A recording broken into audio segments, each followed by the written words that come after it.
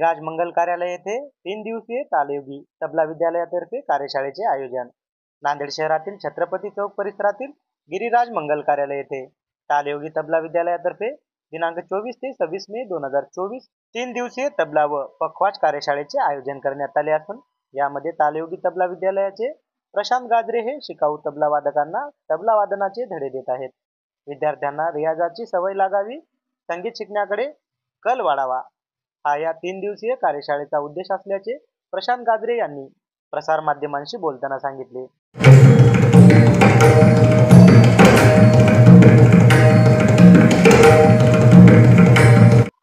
नमस्कार, माझं नाव प्रशांत गाजरे।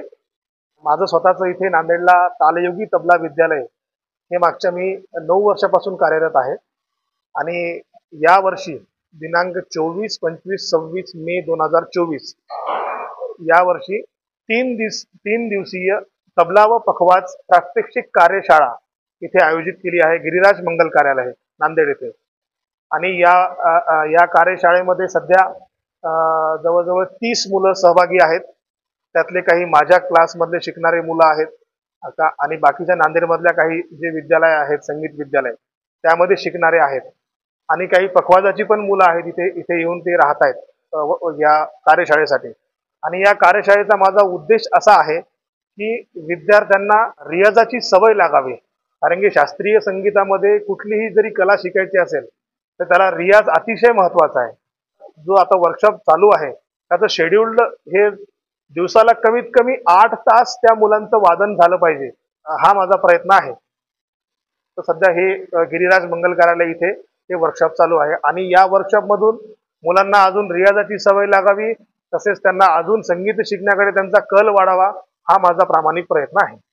आणि या मागील 9 वर्षामध्ये माझ्याकडे भरपूर विद्यार्थी शिकून गेलेले आहेत। त्याच्यामध्ये जवळजवळ 9 ते 10 विद्यार्थी या विद्यार्थ्यांनी अखिल भारतीय गांधर्व महाविद्यालयाच्या अलंकार या परीक्षेमध्ये उत्तीर्णता मिळवलेली आहे आणि बऱ्याच विद्यार्थ्यांना नॅशनल लेवलच्या कॉम्पिटिशन्समध्ये कोणाला सुवर्ण पदक आहे, कोणाला युथ फेस्टिवलमध्ये सुवर्ण पदक आहे। तर असे विद्यार्थी आहेत आणि असे विद्यार्थी अजून जास्तीत जास्त घडावेत हाच माझा या कार्यशाळा घेण्याचा प्रामाणिक हेतू आहे आणि मुलांना संगीत शिकण्याकडे प्रोत्साहित व्हावे, मुलं व्हावेत, तरुण पिढी हा माझा प्रामाणिक हेतू आहे। आता सध्या शिकवतोय मी इथे, मी एकटाच शिकवतोय आणि सध्या या कार्यशाळेमध्ये 30 लोकांचा सहभाग आहे।